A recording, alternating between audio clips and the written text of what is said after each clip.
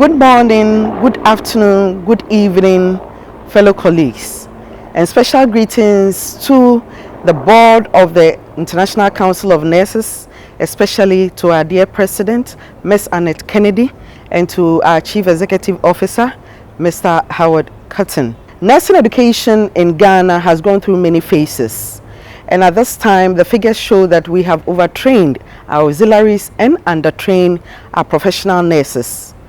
It is against this backdrop that the leadership of the Ghana Registered Nurses and Midwives Association has partnered with the International Council of Nurses to bring this symposium to fruition so that we can discuss the issues further and find a way of solving the issues that are at stake. So on this note, let me say that you are all welcome to this symposium and we hope that you enjoy every bit of it. Akwaba. Good morning, good afternoon, and good evening to you all wherever you are watching and listening from. I deem it a great opportunity to extend my warmest regards to nurses all over the world, and especially nurses and midwives of Ghana. The impact of the COVID-19 pandemic has unfortunately deprived you of an in-person ICN conference where you could have done everything like you did in the past.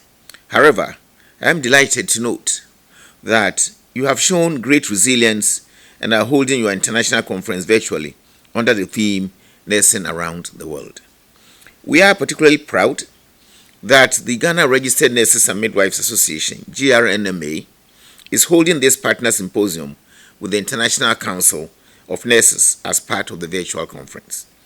The GRNMA, as the model association that holds the collective bargaining certificate covering all nurses and midwives in Ghana, has been of tremendous assistance to the nation in the fight against the COVID-19 pandemic and continues to support its members in delivering quality services to the people of Ghana in these trying times, even as we struggle to get to the required vaccines to vaccinate them, other health professionals, and the good people of our country. Amidst this pandemic, we are also very mindful of the efforts we need to put in place to achieve the health-related sustainable development goals and the attainment of universal health coverage by the year 2030. We can only make those strides if we have a well-educated and highly motivated health workforce. In view of this, the theme for the GRNMA ICN Partner Symposium, Transforming Nursing Education Through Leadership, taking into account the levels of entry of nursing personnel into the national health system and how it impacts health outcomes, is very important. Government has a responsibility to ensure that Ghana has the required skills mix for the health professions in order to achieve health targets. We perfectly understand the call of the GRNMA to halt the training of certificate holders and enhance the initiatives to upgrade those already in the system while focusing on the diploma training and supporting the Ghana College of Nurses and Midwives to train more specialists. We believe that this symposium will set the stage for the broader discussions on the training of nurses in Ghana and what can be done differently. We are committed to engaging all stakeholders in charting the best path that will benefit our dear nation, Ghana. Let me conclude by extending the appreciation of His Excellency Nana Addo Dankwa Akufo-Addo to all Ghanaian nurses and midwives, and a big thank you to the nurses of the world for the selfless work you are doing for all of us. We wish you well in the virtual conference and the symposium. God bless you all. The President of ICN, Ms. Annette Kennedy, President of GRNMA, Mrs. Perpetual Forian-Pofo, the CEO of ICN, Mr. Howard Cotton, Chief Nursing Officer, ICN, Michelle Akon, and our reputed African leaders, distinguished ladies and gentlemen, colleague nurses and midwives. I am very delighted to give the keynote for the GRNMA Symposium today on the theme, Transforming Nursing Education Through Leadership. For us in Ghana, this is a timely theme because the leadership fraternity is pushing for a higher qualification entry into our professions, nursing and midwifery. Historically in Ghana, nursing has moved from certificate programs to qualified registered nurses to enrolled nurses, state registered nurses, diploma programs, post-basic programs. We also we have degree program, master's programs, and of course, we started a PhD program in nursing in the year 2020. Now, we have these programs, but when it comes to the numbers, as in the number employed, we have realized that the reintroduction of the auxiliary training, the health assistant clinical and health assistant preventive has not been helpful because of high numbers of these auxiliary cadre being trained and employed. The reintroduction occurred because we had exodus of nurses some years back, and in 2006 the government introduced this auxiliary cadre with the hope that within 5 years we would have trained enough to augment the nurses and midwives professionals on the field. But as we speak, more than 10 years down the line, these nurses or these auxiliary nurses are still being trained. The government payroll of March 2021 revealed that certificate holders in the profession numbered up to more than 47,000, and that of diploma holders rather was a little over 45,000. And of course, degree holders were just a little over 15,000. So this confirms the disparity of the numbers of the auxiliary cadre, which is overwhelming. In many countries across the world, the entry into nursing and midwifery is degree, such as in USA, Australia, Canada, and others.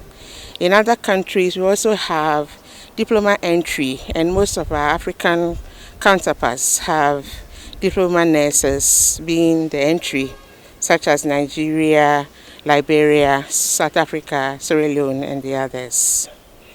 And even though we have auxiliary staff in some countries, these are not regulated by nursing and midwifery councils or boards. And some of these are not trained for 2 years like we do here in Ghana. And therefore they are ad hoc trained, and they perform menial tasks to support professionals in the field. Now, bringing our attention back to the team transforming nursing education through leadership, acknowledge that many Ghanaian leaders, nurses and midwives, have contributed enormously to the development of nursing and midwifery over the years.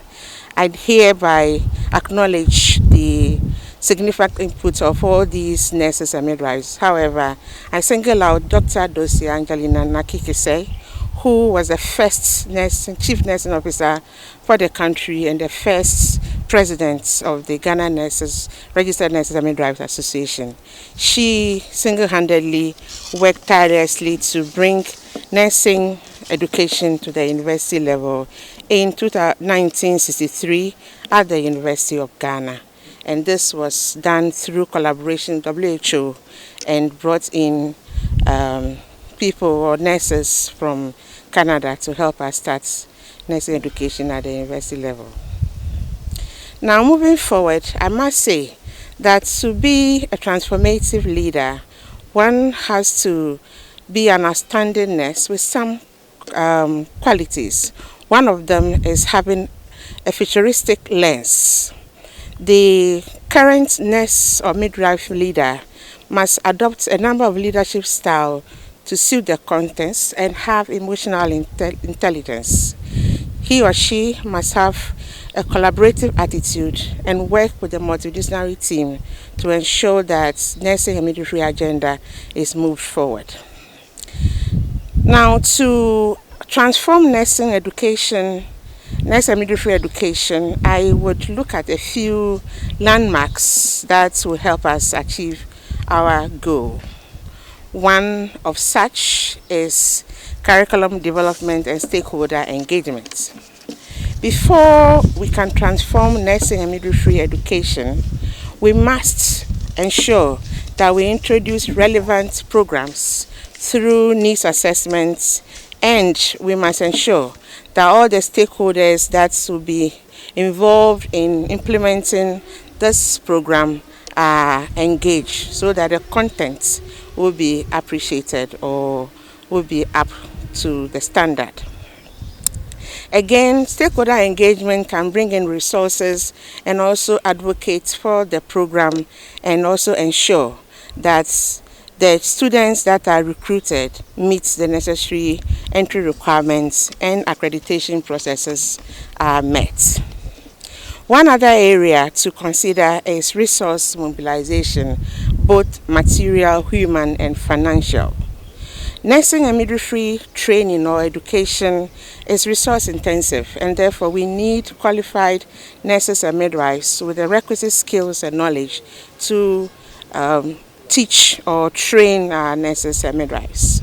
We also need materials such as mannequins and all the resources, including clinical placement sites, to train our students. And therefore, leaders must seek for funds to ensure that the programs are successful. Another landmark for leaders to consider is admission of students.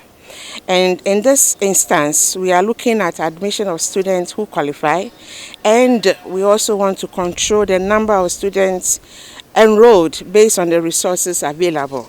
In this instance, we ensure that we choose or we admit nurses who have the empathy and the desire to care for others.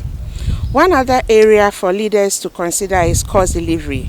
With the order of COVID-19, we advocate for introducing both face-to-face and online teaching, and we are looking for blended student-driven approaches that will help us to ensure that we are able to undertake the courses even though there are restrictions in the system, especially because of the COVID-19. Now, one particular thing that is on my heart is bridging theory and practice gap. In this instance, we are looking at leaders who would ensure that nurses and midwives are able to work together, both clinical and educators, so that the students are helped on the field. And therefore, preceptor training is important so that when the students go to the field, they are able to work effectively. I also think that student evaluation approaches are important, and in this era, the Ghana Nurses and Midwifery Council introduced the online examination system for nurses, and it's also helping to cut down the costs in terms of examination and the time it takes to release results. I pray that these students would have employment based on the availability of government releasing financial clearance to employ the students that are trained. To end this keynote, I'd like to give 8 main recommendations to guide nursing and midwifery leaders in Ghana. The first one is that I propose that we phase out auxiliary training within the next 3 years and ensure that all levels of training is diploma within the next 5 years.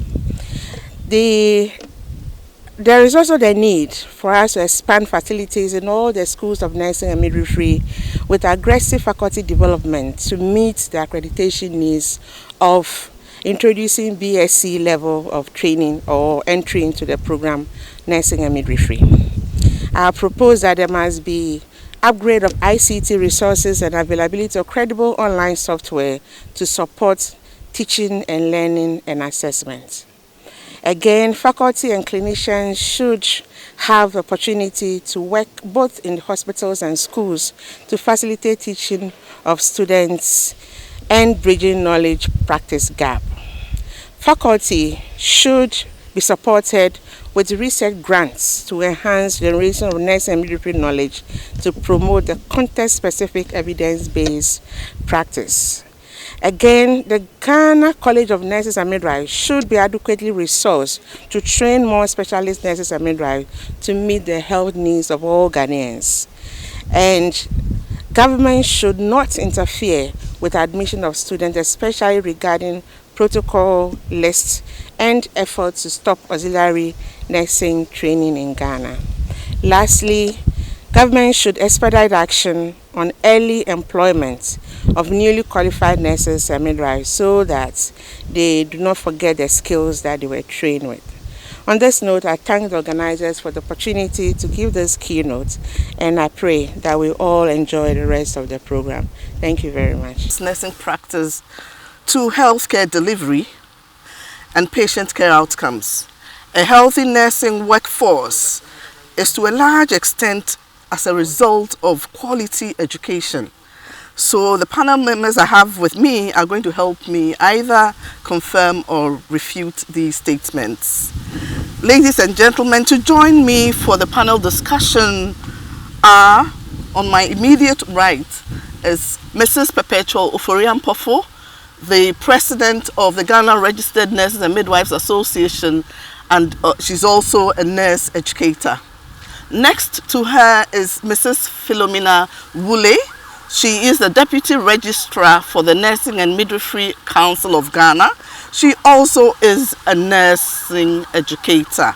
Next to her is Professor Lydia Aziato. She is the Dean of the School of Nursing and Midwifery, College of Health Sciences, University of Ghana, Legon. And next to her is Mrs. Eva Mensah. She is the Director of Nursing Services for the Ghana Health Service, the largest employer for nurses and midwives. She is a clinician. Thank you. So first of all, my first question I would like to ask Mrs. Eva Mensah, knowing where she sits as director. We have just been informed that Ghana has trained and deployed massive numbers of sub-professionals or sub-professional nurses. How has this impacted nursing care within the healthcare delivery system? Thank you very much for your question, and a good morning to you all. So for the sub-professional nurses that we have in the health system, we have the two categories. We have the health assistant clinical, who are also called the enrolled nurses, and then we have the health assistant preventive, who are currently called the community health nurses. So what I would say is, for all the categories of the sub-professionals, you find them at all the levels of care, whether it's tertiary to right down to the sub-district system or the primary health care level. Mainly you would find the community health nurses, who are the health assistant preventive, at the health centers and the CHIPS compound. Now for the community health nurse, who is a sub-professional and auxiliary, because it's all a registered program, they man the CHIPS compound, CHIPS zones, where clinical services and public health services are left at their doorsteps. So being the almost only professional, cadre at that level of care, they at sometimes prescribe medications, they are sometimes provide nursing care, they are also saddled with some accounting and procurement, they also have to do some accounting and procurement requirements, they also have to do some disease surveillance at that primary health care level. And understanding the educational system for the subcategories, they have not been trained to be able to take up some of these tasking roles that the healthcare delivery system puts on their shoulders. And sometimes it can be a bit daunting for them. For some of the CHIPS compound, we have midwives, domiciliary midwifery there. But then some don't have domiciliary midwives. And so you find that sometimes for emergency deliveries where there is head on perineum from the community, this same public community health nurse is the one who has to deliver this mother who has come to her because it's an emergency situation. And so looking at the preparedness from the educational point of view, and just some 2 weeks training or 3 weeks training that we do through the community health officer training, I wouldn't say it's enough to prepare them for the daunting task that they have ahead of them. and this has had some serious impact on our primary healthcare system. Additionally, we have the enrolled nurses in the clinical setting, and because the numbers of professionals are not that enough when it comes to some of the facilities, some of them have to be charge nurses of some of our wards, including the emergency wards too as well. And the health service has had to go through the daunting task of developing a policy for tax shifting, where some other professional work is laid on their shoulders to carry on. And I think it's high time we really look into how to rather prepare a cadre that would be able to handle the primary healthcare system towards the achievement of the universal health coverage that we want to see and the sustainable development goals. Thank you. And how do you suggest we do this? We go around this? Because the impact is negative. So How if do you you look at suggest we do it? if you look at the request to enroll in nursing programs, you could see the numbers that the quota that we take is very small for the professional diploma programs. And I think there has been some calls to turn the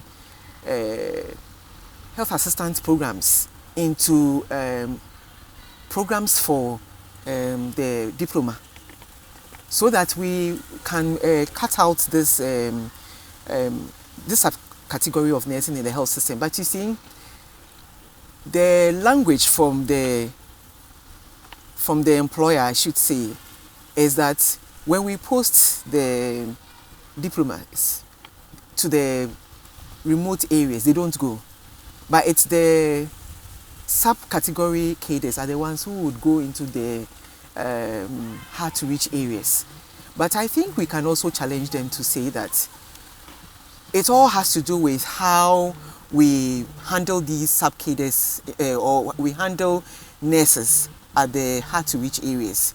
If the person knows that she's going to work there for just 3 years or just 2 years, and she can come out of there and somebody else can be posted there, people would go there. If we can provide some basic amenities for them in these hard to reach areas, they would go there. So I think it's high time the voice of nursing leaders comes out to really challenge the status quo or the understanding of the service at this time, to really tell them that we could send professionals to the hard to reach areas and it could be a successful venture. All right, thank you. Mrs. Oforian-Pofu, just to add a little to what she just said, okay? Looking at the cadre of sub-professionals, look at the numbers that have come to add on to the professionals. The image of nursing in Ghana is at stake. You are the labor front. To what extent does this affect our negotiations? To be brief. Thank you. In fact, it is quite difficult in the sense that you go to the negotiation table considering the various cadres of your membership and what you can attain in terms of conditions of service for them.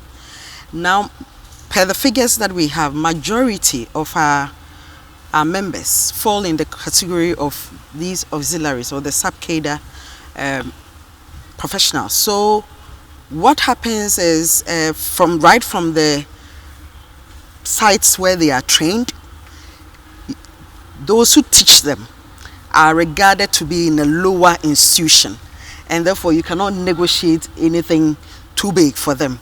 For example, we're negotiating book and research allowance for nurse educators, and the employer was not ready to pay such an allowance to those who teach in such institutions. So it goes against them. They wanted to only target to those teaching in degree awarding institutions. So it affects conditions of service for nurse educators who teach in such institutions. Additionally, you may find issues such as where there are numbers and where they are working. And because their numbers are also high, if you are even negotiating for a certain allowance or a certain conditions of service for them, the employer multiplies their numbers buy whatever it is that you are asking for and says, no, I'm not going to be able to handle this. It's going to increase the wage bill. It is going to do this. It's going to do that. So those are some of the difficulties in terms of conditions of service negotiation. So this brings me to the next question. You're a nurse educator. I'm taking Yes. you away from the union. labor issues, Yeah. okay? You're a nurse educator. Yes. To what extent have we gone wrong? Have we faulted in recruiting faculty into our classrooms to train? You see, I would say that if we want to look at where we have faulted, we need to retrace the whole history of nursing education in Ghana. But in terms of faculty, I think at the very beginning, when we started rolling out the diploma programs, we should have envisaged the future of nursing education and understood that, okay, maybe the ultimate is to have degree programs within these training colleges, and therefore we have this number of years, and therefore in terms of developing the faculty, then at the point where we were now just taking people who have completed first degree and pushing them into the classrooms, some of them had gone in direct to the universities and didn't have any practical background in terms of nursing and midwifery practice, but they were all pushed into the classrooms to teach. I think that was one major fault that has affected us. And even as we speak, first degree is still the requirement. And sometimes we still have this issue of people entering to teach others to become nurses and midwives, but they don't have the requisite experience required to mold these trainees to become the kind of competent or highly competent professionals that we want them to be. So I think that's one of the major ways that we faulted. But there's always an opportunity for Always us. a way. Yes, I would say. So what do you think we can do? Or you think we are out of it? Do you think we are out of it? Not And at if all. we're not out of it, what can we do at this point? We are not out of it, but I think that we have made some huge progress. And quite recently, through the effort of our dean at the School of Nursing and Midwifery, University of Ghana, we've been able to roll out PhD programs. Before then, we were already running MPhil programs. So we have an opportunity to change the narrative. And I think once we have gone this high and we have professors like herself in the system, we have PhD holders, we have a lot of master's holders, it's about time we look at the entry level of our profession and make a determination of what we want it to be and build on it so that we can all be proud of the nursing and midwifery profession in Ghana. Thank you. That was an excellent explanation of it. And Prof, let me come to you. She has discussed the nurse educator, okay, and where we started from and where we are. Can you discuss two other ingredients that you think that we should enhance so that our graduates of nursing and midwifery schools will come out high quality? Thank you very much. So over the years, nursing, midwifery, we always think about practice, care, clinical, without much efforts in the area of education, research, leadership, even the labor fronts, how we can prepare our own to fight our own battles for us. But some years now, the narrative is changing gradually. From where I sit, if we want to make progress, then we need to have our lenses divided equally. Clinical practice is number one, but number one also is nursing education and research. Number one also is leadership. So we need to, as nursing and midwifery leaders, make sure that we are not overemphasizing one and leaving the other. And therefore, the nurse or the midwife educator must realize this, that if I want to educate, do I have the skills to educate? Let me learn it. Do I have the passion to educate? How do I educate to make impacts? And once we are moving into diploma degree and above, we are going to regulate it through the Ghana Tertiary Education Commission, formerly NAB or National Accreditation Board. And there are specific requirements, and we need to meet them. So the fact that I'm a professional nurse is one, but once I'm educating somebody at a diploma or degree level, I must have a higher qualification.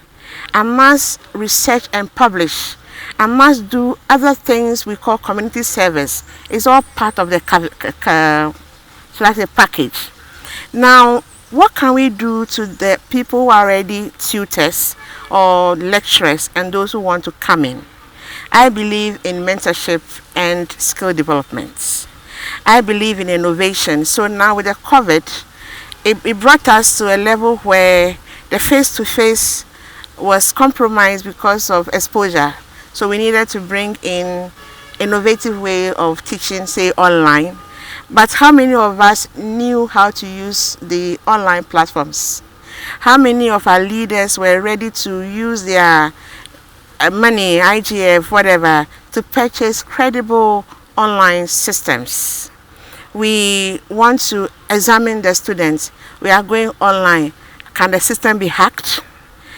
Can the student find a way of cheating us, in quotes? We want the nurse to be able to write and contribute to nursing and midwifery knowledge that she, in the clinical area, can use as evidence-based practice. Have we been able to look for money, funding for our teachers or our lecturers? So as nursing and midwifery leaders, I think that we need to put our foot down to say, yes, I'm concerned about the clinician, but I'm also concerned about the educator, and I'm concerned about the leader and the union and all that. Secondly, we must open the system to say, let us be flexible to have, should I say, sandwich, weekend, online, multiple means for our nurse educators to be able to have the higher degree skills that they need to deliver. We must be able to say, okay, I was able to reach this far, let me pull some people along with me. And at the end of the day, I think that when we add this to technology and we add it to partnership and collaboration, we'll be able to get there. Maybe for now, I'll leave it here for now. Thank you. Thank you. That was excellent. Yeah. But Prof, let me send you on a different tangent, okay? Because of COVID-19, you realize that but for online, but for technology, our educational system would have been truncated, okay?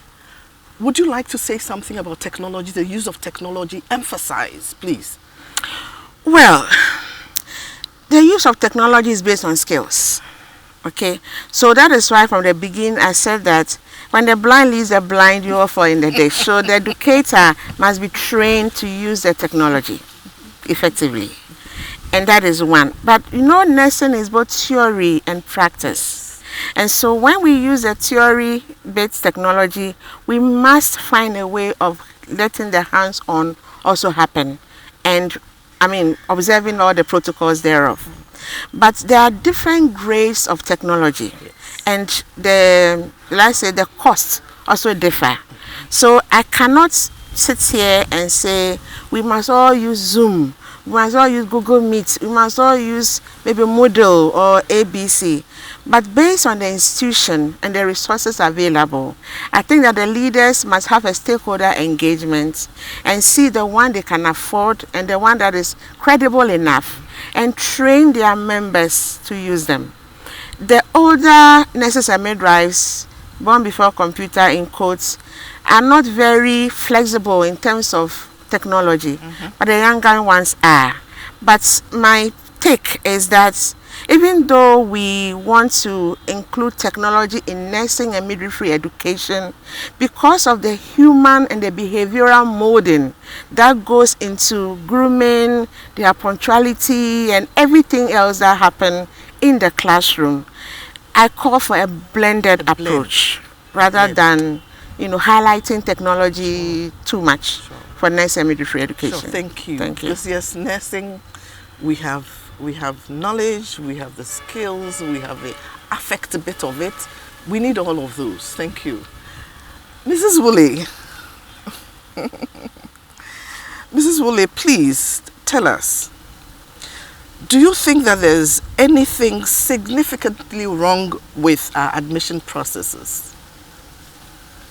Thank you. I believe that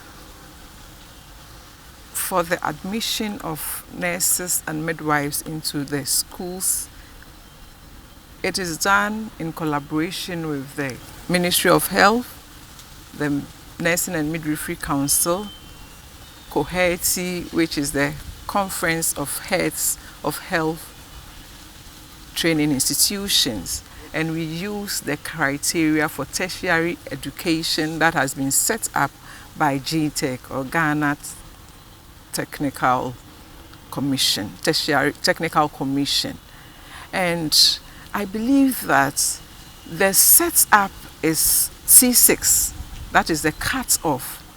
However, in some of our institutions, universities, they set up their own cut-off. For instance, University of Ghana can say that for our nursing students, we are cutting them off at 8. For University of Science and Technology, they can set that we want to cut off at 6 or even 10. Likewise, the other universities like University of Cape Coast. However, at the nursing schools, the admission criteria, we all use the least cut-off, which is C6. And if we want to put it together, it means that they are having 36. And even though we have not done a research to look at the entry cut-off vis-a-vis the outputs, we cannot continue to say that we should use the least cut-off. I believe it's about time that we set up a cut-off point. And because we don't have that cut-off point, you realize that we have a lot of people at the interview level. Sometimes you can have about 2,000 entries and you have been given a quota for 150. And because you have been given a quota for 150, principals, I must say, do not even want to look at their infrastructure, and then they admit people up to 150. And it comes about like we give a lot of students at the same classroom. And you know that nursing and midwifery is arts and science. And so for the skills lab, how many people are you ready to teach? For instance, taking someone's BP using the mercury thermometer. Yeah. And so it becomes a problem. Again, at the interview level, you have so huge number of people being interviewed. Some people are very eloquent when it comes to speaking, and so they can speak well. And however, we haven't, like I said, there hasn't been any research to make sure that this lady who spoke so eloquently at the interview, at the end, and we pick the person, is the person being able to practice as we all in quotes want to have. Again, I can also look at the numbers that we pick in our schools.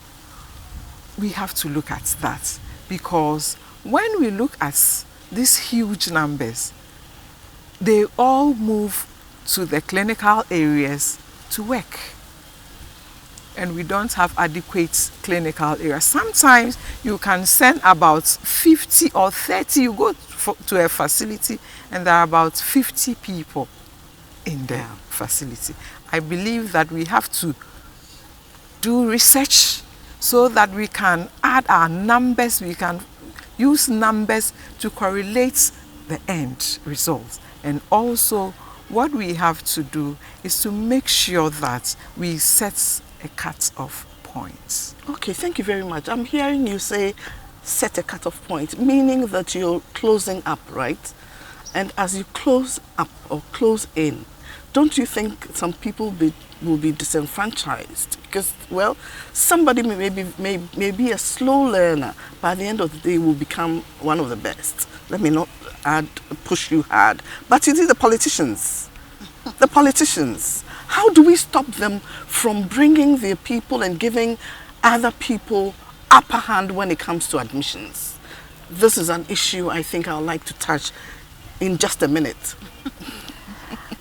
Yes, it's something that is happening, but we want to look at our cutoff points, we want to look at our entry requirement. Whatever they bring, do they fall into our cutoff points? Do they have our entry requirements? And then there are interviews. How do we conduct the interviews? We should be bold enough to say that though you brought this person, the person failed during the interview, so that we will have the cream of cream that we are looking out for. So, for example, you want to add to that? You know, when it comes to nursing and politics, it's really interesting. It's complex. It's complex, and sometimes I feel the heads of the institutions, our institutions, go through a lot, because it's not just even the politicians. You have your local environment, so you have the chiefs, you have your MP, you have your assemblyman, and they will all bring a list to you. Colleagues. Can you, yes, can you assist with admitting these people? And sometimes when you put those protocol lists together, they far outnumber even the quota that you are to take into the school. So they all need to find innovative ways of ensuring that they get the right balance, so that those who also don't have anybody to speak for them can also make it. And I'm happy Deputy Registrar mentioned that it's more about, do you meet the requirements? Did you pass the interview? Then, of course, that is it. Are open. Yes. Thank you very much. Prof, help me discuss my own area of specialization. Today, the trends are that when you have had some basic training in nursing, in midwifery, you would want to specialize. You would want to focus. You want to be a master of something. Prof, help me. This is my area. I may talk too much. Can you end it for me, please? Well, so before I go into that, I just want to say that in terms of admissions, I don't want to hear because a person didn't do well, can you consider her or him for nursing? I hate that. If you just say that, I'll tell you, sorry, we do not take those who didn't make it. Okay? So I'm happy she mentioned the cutoff. So if my cutoff is 8 or 7 or 9, and you bring somebody 17, even if it is 10 or 11, I'll consider as fee paying. But 17 is too high. I'm sorry. So, I mean, I'll end it there. Specialization. It is not for those who didn't pass. It is for those who want to care for people and want those who have the potential. Exactly. So for specialization, I believe that it is the way forward. I believe that having a nurse or a midwife who is a jack of all trade is not the best. We want to train our nurses and midwives in their area of their passion and interest. And I'm happy that Ghana has taken this route of training specialist nurses and midwives.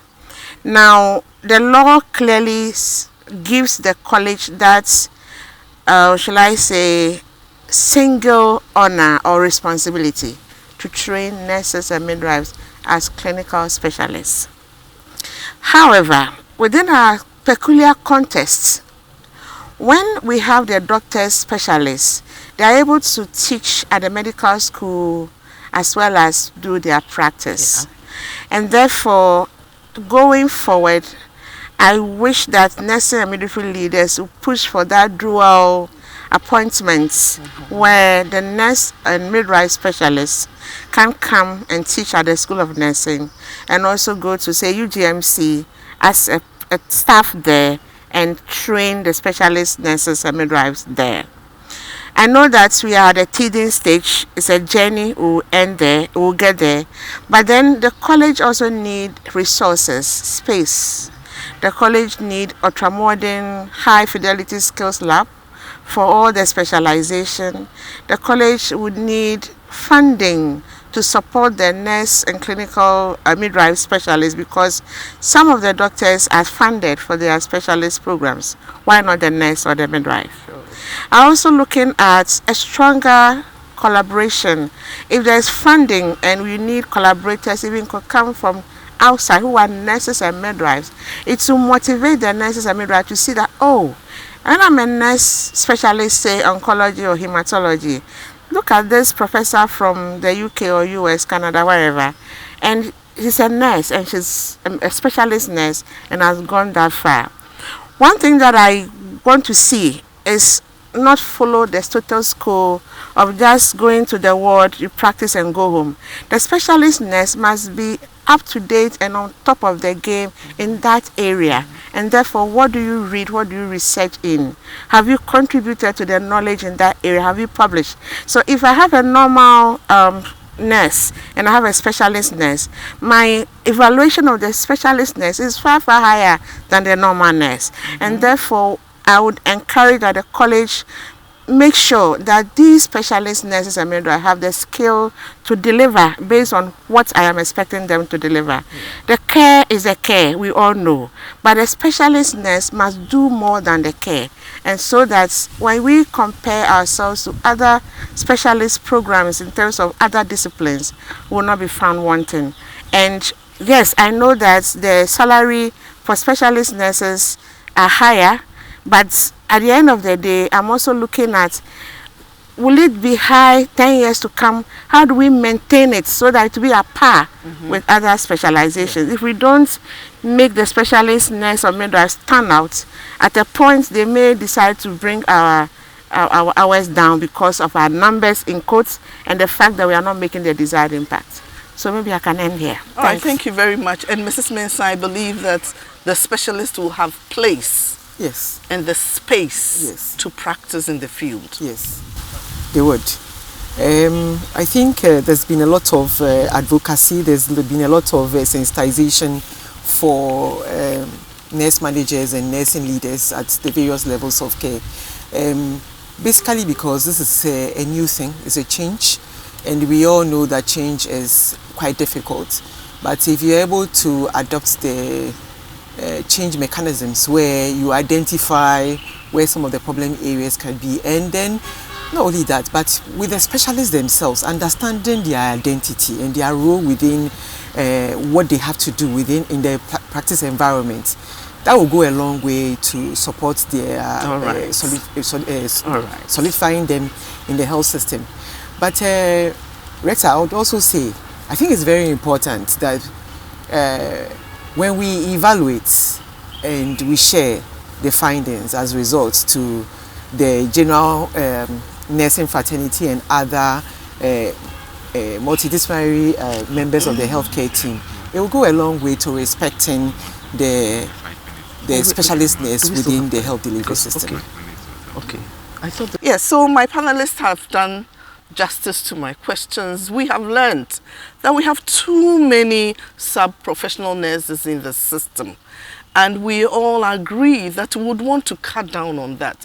If possible, increase as much as possible the diploma and the graduate, particularly the graduate nurses, so that again, when we employ the best approaches to teaching, we have our nurse educators on point, we have our technology combined with face-to-face or in-person, then we are believing that taking them through their examinations as well, they're going to come out as good nurses for the healthcare system. And then they'll have the opportunity to also go into specialization to help the healthcare system, and everybody living in Ghana will have the best care that their disease or their population would require. Thank you very much, my panelists. All too soon, our discussion has come to an end, and I've had on this panel to my immediate right, Mrs. Perpetual Oforiampofo, the president of the Ghana Registered Nurses and Midwives Association of Ghana. She's also a nurse educator. Next to her is Mrs. Philomina Woolley, the deputy registrar for the Nursing and Midwifery Council of Ghana, also a nurse educator. Next to her is Professor Lydia Aziato. She is the Dean of School of Nursing, College of Health Sciences, University of Ghana, Legon. And then finally I have Mrs. Mensah, Director of Nursing Services, Ghana Health Service, and she is a clinician. Thank you very much.